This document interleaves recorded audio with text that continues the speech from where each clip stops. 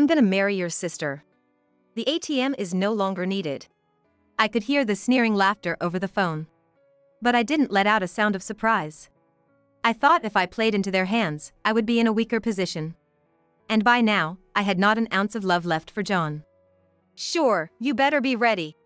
While I casually replied, inside, I was burning with rage. John, who dumped all the childcare, elderly care, and household chores on me, while he enjoyed an affair with Eleanor. Eleanor, too, after borrowing money from me, had the nerve to call me an ATM in the end.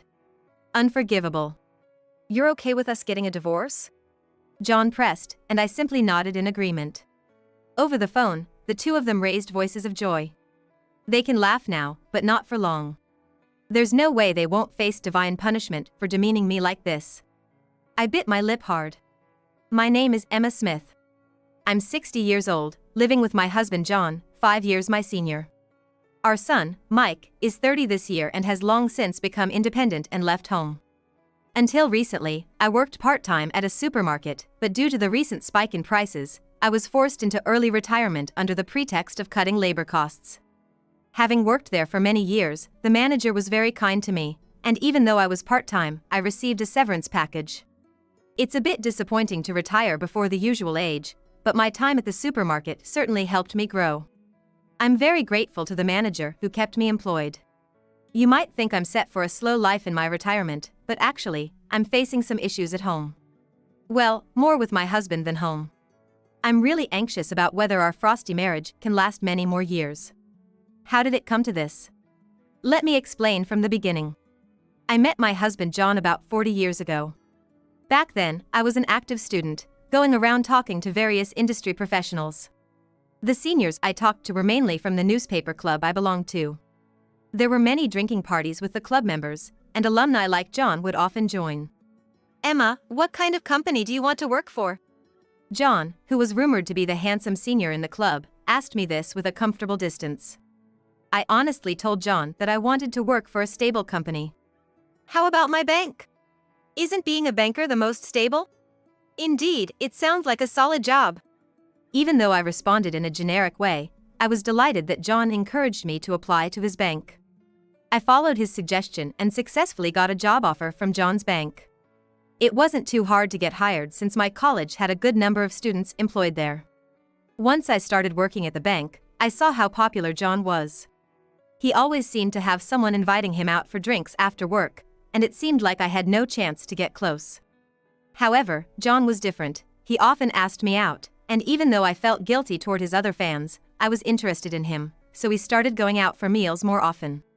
This led to us dating, and 3 years later, we got married, and I quit the bank job. I did have some regrets about leaving my job after only 4 years, but at that time, most women resigned after getting married. Especially since John and I worked at the same place, he seemed to prefer that I take up part-time work elsewhere. Quitting my job was a given, but I never regretted marrying John. We enjoyed our life together until I was 30 when I got pregnant with our first son, Mike, and had him. John, who had treated me like a princess, suddenly became cold and distant after the baby was born. Can you make Mike's milk? Milk? That's a mother's job. Why do I have to do it? His attitude had done a 180 since before the birth, and I was more shocked than hurt or angry. I had heard that some men lose interest when their wife has a child. But I thought it was a rare case among many couples.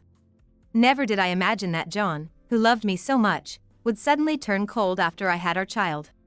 After that, every day was a struggle. John flat out refused to help with any childcare. Childcare is the mother's job. Plus, you're a stay-at-home mom, you should be taking care of him. I'm busy with work. Though John had his reasons, they didn't sit right with me. But it's hard for me too, being a first-time mom. When I tried to argue, John glared sharply at me. If it's that hard, why don't you go stay with my dad? He's retired, he could help out. With your father? Yeah, that's right. I was stunned by John's suggestion. His mother had passed away early, and now his father, living alone, had recently injured his leg and might soon need care. It seemed absurd to have his father, who might need care himself, take care of our child. Not to mention, John was not involved in childcare at all, effectively just pushing the responsibility onto his parents. I was overwhelmed by John's outlandish idea, Since then, John hardly helped with childcare, and I raised Mike alone, often consulting childcare books. Fortunately, Mike was a well-behaved and obedient child who listened to me and grew up straight and strong. When Mike was 5, I noticed a missed call on my cell phone after dropping him off at kindergarten. "Hello, Emma? Dad collapsed. I'm thinking of putting him in a facility, so could you handle the paperwork?" "What? Collapsed? Is he okay? And a facility?" I was startled by John's call, my heart racing. It wasn't a small matter to hear that my father-in-law had collapsed. I wondered if he had been taken to the hospital properly. Given his bad leg, it must have been quite a challenge. My father-in-law, who treated me like his own daughter, loved seeing Mike, whom I took to visit him regularly, even without John's urging. It was a 40-minute drive from our home to my in-laws. Every time we visited, my father-in-law would warmly thank us for coming from so far. Both Mike and I adored him, and no matter the distance, we were always willing to visit. I was filled with anxiety when I heard he had collapsed, but John only spoke about putting him in a facility in a very businesslike manner, which irked me. It's okay. I'm heading out for field work now. Take care of it, please." "Wait a minute." John quickly ended the call after saying his piece. The idea of putting my father-in-law in a facility was unfathomable to me. Unless it was his own wish, John seemed to have decided on his own to put him in a facility. After much deliberation, I decided to take care of my father-in-law once he got better. When I went to the hospital where my father-in-law was, he had already regained consciousness in his room. He was 70 years old and had been struggling to continue the family farming business. Both John and I had been urging him to rest because of his bad leg, but it seemed he still went out to the fields that morning. "Emma, I'm sorry for causing you trouble." "No, it's okay. Just please don't overdo it." "Oh." True to form, my father-in-law seemed to have learned from this incident. After his discharge, he stopped going out to the fields. His farm was no longer a place for growing crops, just empty land left behind. While it could be used again with some care, this land would likely be passed down to John, his only son, and I couldn't imagine John taking up farming.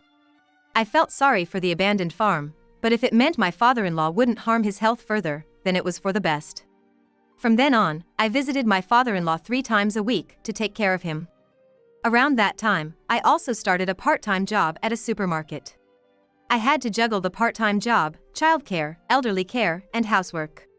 Regarding childcare, I switched Mike from kindergarten to daycare, taking advantage of extended care to make time.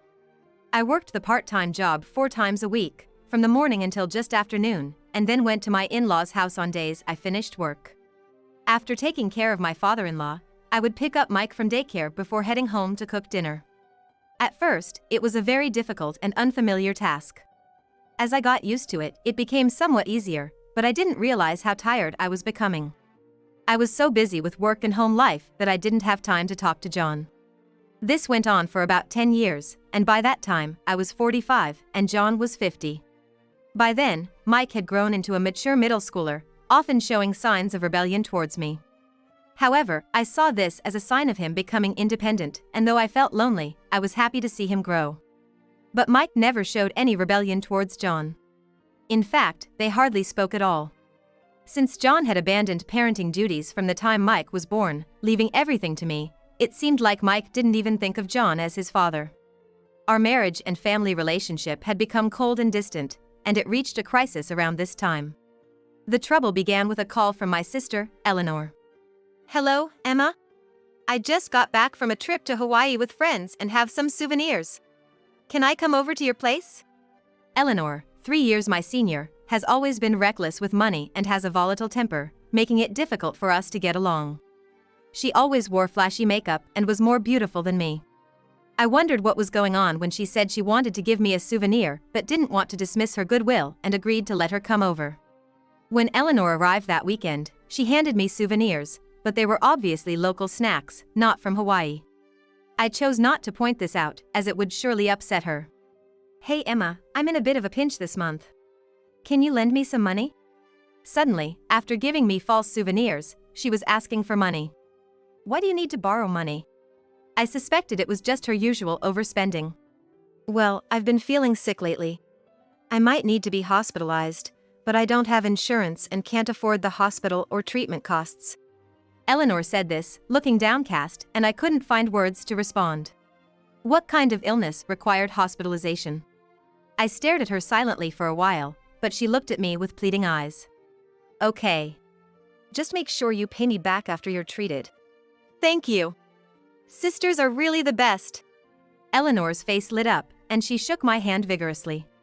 Despite our differences, she was my sister, and I wanted her to get better if she was sick. By the way, when is John coming back? Knowing I would lend her the money, Eleanor casually asked this as if it was an afterthought. He's just at Walmart right now.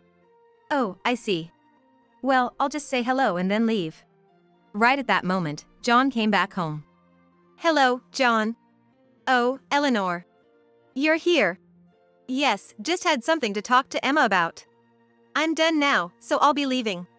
Eleanor stood up, and as she passed by John, it looked like she whispered something in his ear. After she left, I asked John, "What did Eleanor say to you?" But he dismissed it, saying, "Oh, nothing important." I was curious, but soon forgot about it.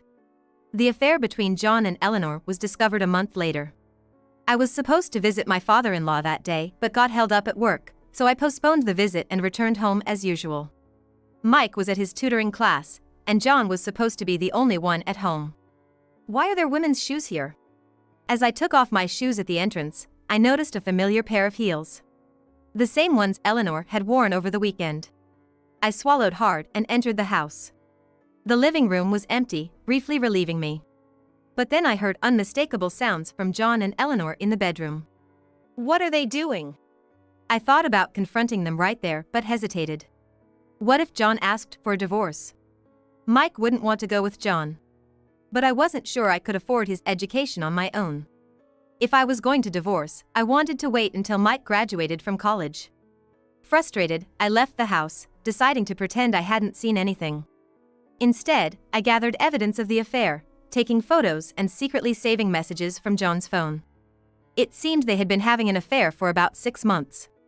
I was boiling with anger, but kept telling myself it was for Mike's sake, enduring the days without exposing the affair.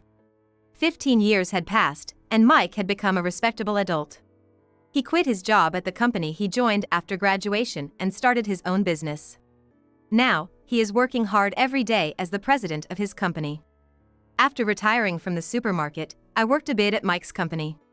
I had been giving Eleanor money for her treatments, but as her demands became too persistent, I grew tired of lending her money and started ignoring her calls. John and Eleanor's affair seemed to have ended about a year after it came to light. Perhaps John grew tired of her and chose to stay with me. Realizing this, I lost the will to confront them about the affair and chose to turn a blind eye. However, I realized my naivety when I heard of my father-in-law's passing. I learned about my father-in-law's passing through a call from John during the day. He passed away peacefully at the age of 95, but I was deeply shocked. Unlike John, my father-in-law was kind and considerate, and I mourned him as if I had lost my own parent. Yet even in such a moment, John said with a laugh, "Dad seems to have saved up quite a fortune, can't wait to see it." I was so angry that I was about to give John a piece of my mind, when suddenly I heard a woman's laughter nearby. Oops, did we just get caught being together? It was Eleanor's voice that sent chills down my spine. Was their relationship not over? For the past 15 years, they had been sneaking around behind my back. Realizing this, they seemed like unknown entities to me. "I'm gonna marry your sister." The ATM is no longer needed. I could hear their sneering laughter over the phone. But I didn't let out a sound of surprise. If I played into their hands, I knew I'd be putting myself in a weaker position. Besides, I was beyond being shocked by then. I didn't have a speck of love left for John. "Sure, you better be ready." While I casually replied, inside, I was burning with rage. John had dumped all the childcare, elderly care, and household chores on me, while he enjoyed an affair with Eleanor. And Eleanor, after borrowing money from me, had the nerve to call me an ATM in the end. Unforgivable. "You're okay with us getting a divorce?" John pressed, and I simply nodded in agreement. Over the phone, the two of them raised voices of joy. They can laugh now, but not for long. There's no way they won't face divine punishment for demeaning me like this. I bit my lip hard. After my father-in-law's funeral, I submitted the divorce papers as promised. When I informed John, he pretended to be happy. Now that we're divorced, move out of this house as soon as possible. Me moving out? I asked in surprise, to which John nodded as if it was obvious. I'll be living with Eleanor now. You can live alone. This house is too big for one person. His reasoning left me more dumbfounded than angry. Fine, I said, not even in the mood to argue, and agreed to his terms. Though I was furious, I had already thought about my living situation before the divorce. I left our house and headed to Mike's place, who was living independently. I had informed Mike beforehand, and he welcomed his mother, who had just split up with John. He was such a kind son. I resolved to work harder than ever at Mike's company. A few days later, I received a call from a man claiming to be a lawyer. When I went to the designated place, John, Eleanor, and the lawyer were seated. From Mr. John's father, I have a will to present, said the lawyer, pulling out the will from his bag. I was surprised, not knowing my father-in-law had left a will. Since John was an only child, he was the sole legal heir to his father's estate. No longer John's wife, I had no claim to any inheritance. Yet, why was I called here? As I was pondering this, the lawyer began reading the will. The contents of the will were astonishing. My father-in-law had left half of his assets to me. This meant that the farmland he owned now belonged to me. Although John, being the only child, was entitled to half of the inheritance as well, he had obviously expected to inherit everything, so this was a complete shock to him. Why is Emma getting half of the inheritance?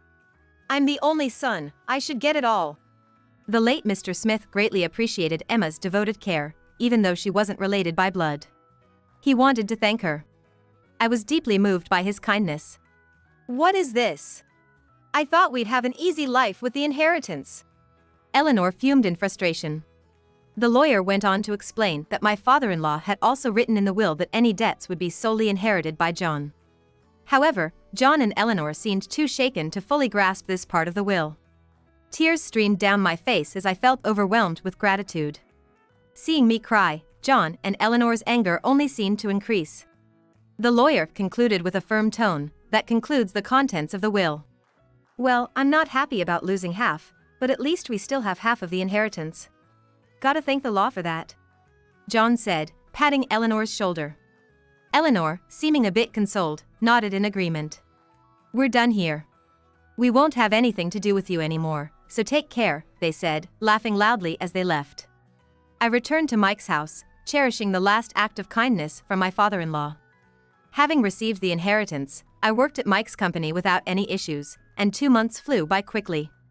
Then, one Sunday, John called me. Mike and I were enjoying a day off at home when my phone started ringing loudly. John. I froze, realizing it was him. Why is he calling? You already left him, Mom. You don't need to answer, Mike said. Despite trying to ignore it, the persistent ringing continued. Annoyed, I finally answered to silence John. Why are you calling me repeatedly? Didn't you say you'd never involve yourself with me again? I asked disdainfully. John, seemingly oblivious to my words, blurted out his concerns in a near frenzy. Hey, what's going on? Why are you working at Mike's company? And why is his company on TV? They even showed his house, and it's so luxurious. John's voice, seemingly in a frenzy, came through the phone loud enough for Mike, sitting next to me, to frown in disapproval. You saw the TV show. I realized why John was calling. Recently, a TV station had featured Mike's sports gym, which he had started. It was a new concept combining a gym and a cafe, attracting the station's interest. Since opening the gym, the number of members kept skyrocketing, and Mike, as a young and successful entrepreneur, appeared on the show, just as John mentioned. They even showcased his house. The house I currently live in with Mike is what you'd call a mansion, spacious and distinctively more grandiose than the surrounding homes. John must have seen the show and been astonished by the lifestyle Mike and I were living. What do you mean you guys are living in such a big house? Look, Eleanor spent all of Dad's inheritance, and I'm left with his debts. Damn it, I didn't hear about any debts when the lawyer talked to us. John was yelling on the phone, frustrated. The lawyer had indeed informed us about the debts at the time. But John didn't pay attention. It wasn't my fault, and I wasn't the one to be blamed. Well, that's not my problem, is it? It's your responsibility for not paying attention to the lawyer. And you knew Eleanor had a spending habit even before you married her, didn't you? I lent her money for her treatment and she hasn't paid me back. It's clear now. Both you and Eleanor are untrustworthy, betraying people who trusted you. John was speechless at my logic. And, after all, aren't you the one who cheated? Why should I be the one blamed here? I don't understand at all. After venting my frustrations, I felt somewhat relieved. Realizing he couldn't blame me, John suddenly changed his tone to a pleading one. Emma, please, I'm begging you. Just lend me some money. I was supposed to retire this year and receive my pension, but I got fired, and all I'm left with are Dad's debts. Eleanor left me after a fight about money. What am I supposed to do now? You're my only hope. I was wrong about everything. Please, spare some of Dad's inheritance for me. You're living a good life with Mike, aren't you? Think of it as helping someone in need, okay? The audacity of John begging his ex-wife, whom he cheated on, for money was astonishing. Mike, who had been listening to our conversation, looked like he had something to say. I handed him the phone. Mike turned on the speaker and firmly addressed John. Dad, you betrayed Mom and married Aunt Eleanor. And ever since I was born, you never took care of me. I don't have any memories of playing with you. It was always just me and Mom. She was the one who came to all my school events. That's why I'm helping her now, living and working together. Why should I lend money to a father who never did anything for me? My only parent is Mom. I won't give you a single cent. Mike spoke like a true businessman, decisive and strong. I felt overwhelmed with pride. On the other end, John gasped. Mike, how can you say that to your father? Fine, I won't rely on you two ever again.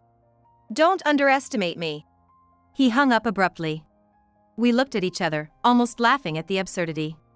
He comes begging for money and then says he won't involve himself with us? Ridiculous. Right. Dad has always been impulsive. As we were discussing John's foolishness, the phone rang again. It was John. Despite saying he wouldn't get involved, he probably wanted to ask for money again. In disbelief, I blocked John's contact. This means that foolish guy can't bother us anymore. Yeah. Thanks, Mom. His thanks seemed to carry not just gratitude for today's events, but also for how I had almost single-handedly raised him. I'm the one who's thankful for being able to have such a good life. No matter how old you get, you're always my precious son. We continued to affirm our familial bond, feeling grateful for each other's presence in our spacious home. A few days later, I got a call from my sister, Eleanor. The content was almost the same as what John had said earlier. I couldn't fathom lending more money to Eleanor, who hadn't even repaid what she already owed. In fact, since she hadn't yet paid alimony for having an affair with John, I took this opportunity to successfully demand alimony from both of them through a lawyer. Now even more in debt, the phrase money is the tie that binds seemed fitting as they ended up divorcing. It was essentially a marriage that lasted only 2 months. John's situation was even more disastrous than Eleanor's. After all, the negative inheritance he received from his father was too great. My father-in-law had borrowed a lot of money to continue farming alone. It was something I didn't know. During the time I was taking care of him, he constantly complained about John. It was tolerable that John didn't continue farming, but his negligence towards Mike and not even visiting his parents' home was unacceptable. He was also furious about John's attitude towards me, and I always had to calm him down, saying it's okay. Given how upset my kind father-in-law was, John must have been a terribly irresponsible son when they lived together. John, buried in negative inheritance, lost his severance pay due to being dismissed for misconduct. I heard through the grapevine that John, in an attempt to pay off his debts, tried to embezzle money from the bank he worked at. If he had just worked quietly until the end, he would have received his retirement money, but John, blinded by the money in front of him, was truly foolish. Now, he's receiving a pension and juggling about 3 part-time jobs to pay off his debts. Starting a new job at 65 and being taught by younger people must be a blow to his pride. Having worked as a banker for many years, a rookie part-time job involves a lot of menial tasks. I doubt John, who never took care of housework, childcare, or caregiving, can endure such work. He'll probably give up soon. I think it's a fitting punishment for John, who neglected his son's upbringing and had an affair with Eleanor for so long. I hope he keeps at it until the end.